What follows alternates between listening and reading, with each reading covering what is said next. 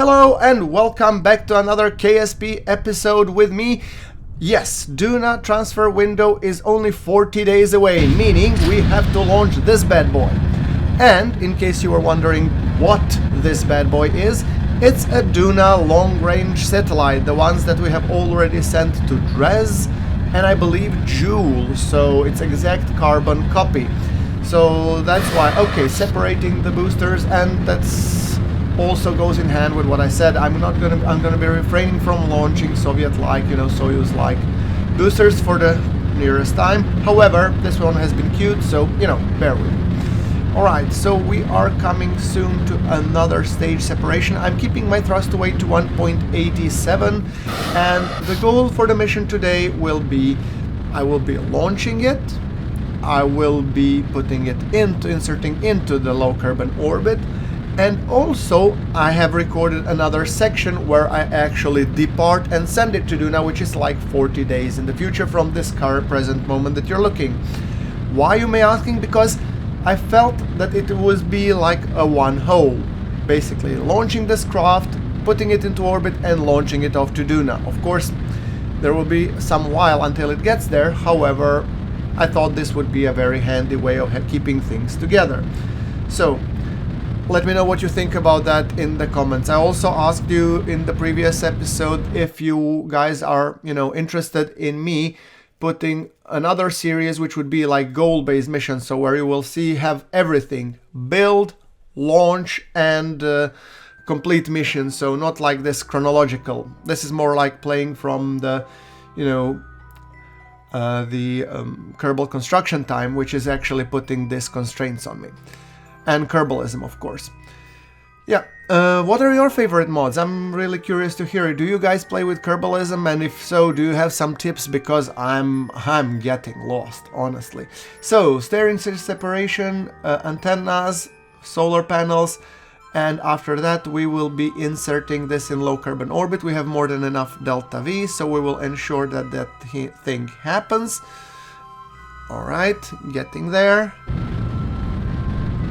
Pushing the orbital insertion burn, so we have a total of 500 meters per second and our thrust weight is 2, meaning we will be done in 30 seconds. So this design is a long-range relay. I will actually post an episode in the top right corner, linked to the build episode in case you guys missed it. So how this has been built in the VAB. So just so you know, this will be at the end of the episode. On the end screen I will link this. Anyway, we have successfully launched it, so we're going to call set Duna Relay 1 rather than Mark 2. They typically get assigned numbers once they launch successfully. So there we go. Now going into the future, there's only 4 hours to the launch window, meaning that we are planning our Duna ejection burn. Duna has been selected as a target, and now I'm using here the Kerbal alarm clock and the transfer window planner from the trigger AU to basically show the eject angle, which basically allows me to input directly the maneuver node parameters, which gets us a close enough encounter, and then it takes a little bit of fiddlage to get an exact encounter with Duna. And as you can see, I'm here just trying to get our alignments to get and fiddle enough to get the correct intercept course. Yes, that's the word I'm looking for, and that's the word I'm sticking to it. So we have a total of 4,251 meters per second total in this craft, which I think should be more than enough. Duna typically takes around 1,800, not much more. In this case, it would take 1,200 plus the orbital insertion, which is roughly, I don't know, 5 to 600-ish.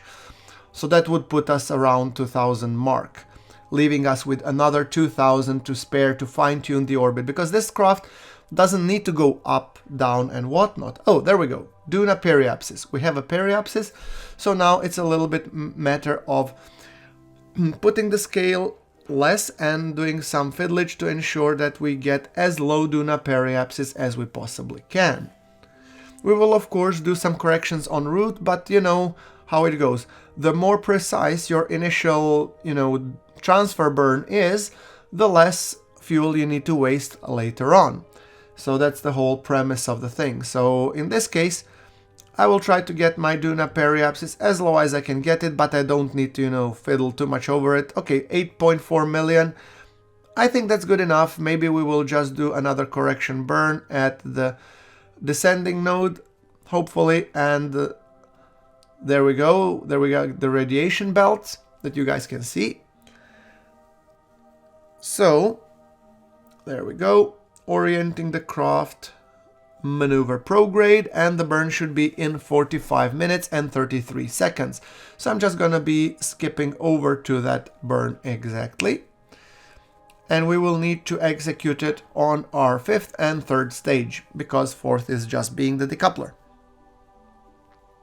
Alright, there we go. Seems that we are correctly aligned, and now let's get to the encounter. By the way, thank you guys for pointing out that this green marker takes you directly to the maneuver node, even if it's like a couple of orbits. I think it's actually a very cool addition. Otherwise, I'm gonna be firing up the reactor control panel, because this one has the Nerva, atomic rocket motor, and we also want to be firing up the reactor, of course.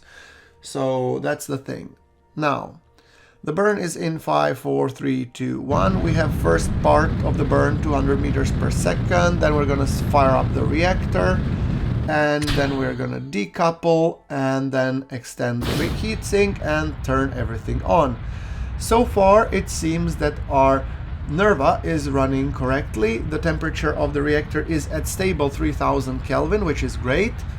And that the heat, offset system, it's doing its job.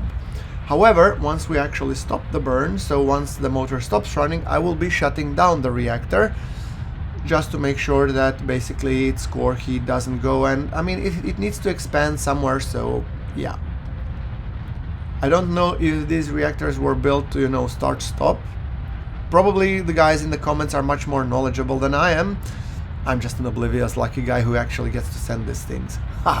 So right, 350 meters per second to burn. We have got the periapsis out of the Kerbin sphere of influence, and now we're just burning to secure that Duna encounter.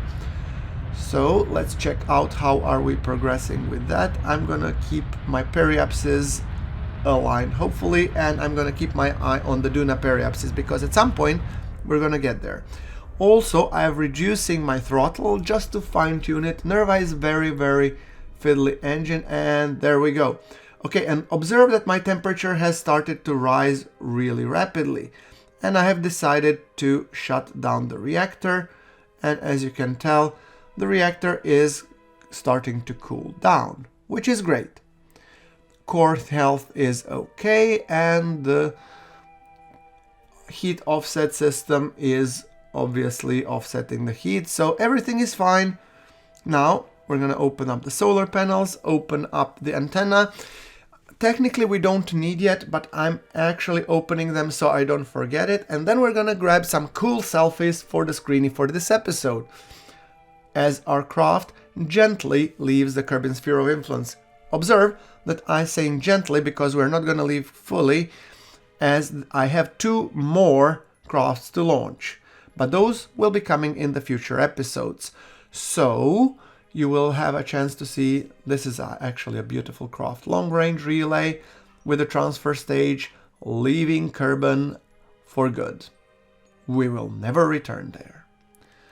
The other 2 craft that I plan to launch is the Duna lander, which is supposed to land on Duna, collect the science, and go back to Kerbin. And the other one is the Duna scan set that we have built a long time ago, and that one will do a lot of scans on Duna, but those will be coming in the future episodes. Until then, thank you very much for watching. Boop the like button if you liked the episode, and I'll see you in the next.